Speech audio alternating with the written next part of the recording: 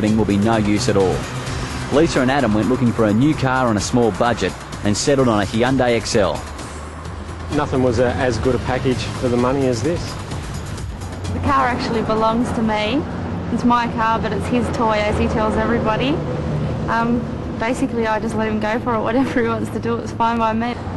There's consultation between us. Not allowed to go too crazy. It's only when the money runs out there's a problem. So what can be done for about $6,000 when you've already spent $18,000 on the purchase?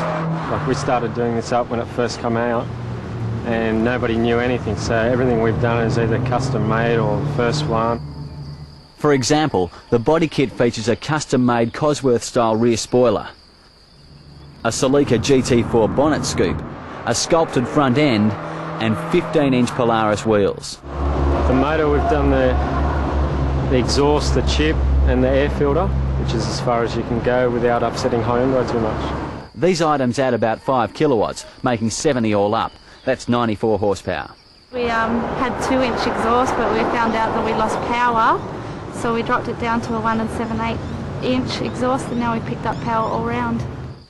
Interior mods saw the seats retrimmed and the addition of an Ital Volante steering wheel, Razo gear knob, and a large tacho. By contrast, check out what can be done when you take these cars rallying. Wayne Bell drives for Hyundai Rally Sport, running a twin-cam XL and a couple of coupes.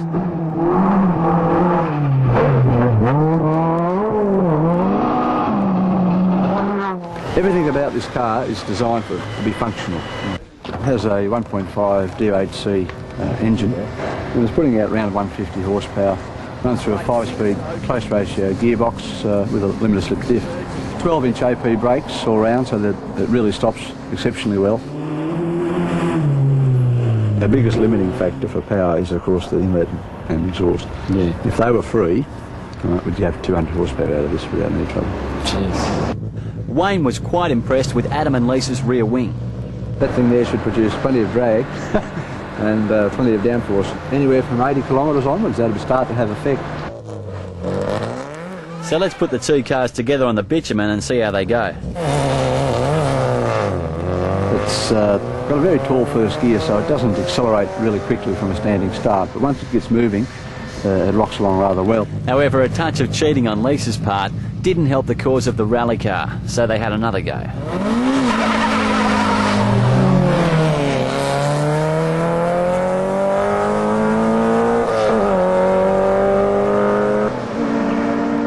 You can see how close their performance really is.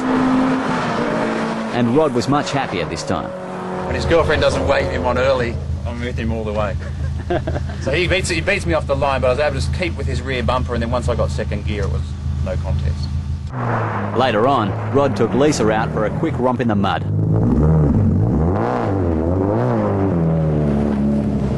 I'm still shaking. It was really scary, but it was good.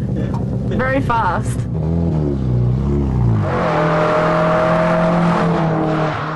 But their own XL won't be around for much longer. Our next car is more than likely going to be a WRX, because it'll be our family car. We get married in October, so need a family car now.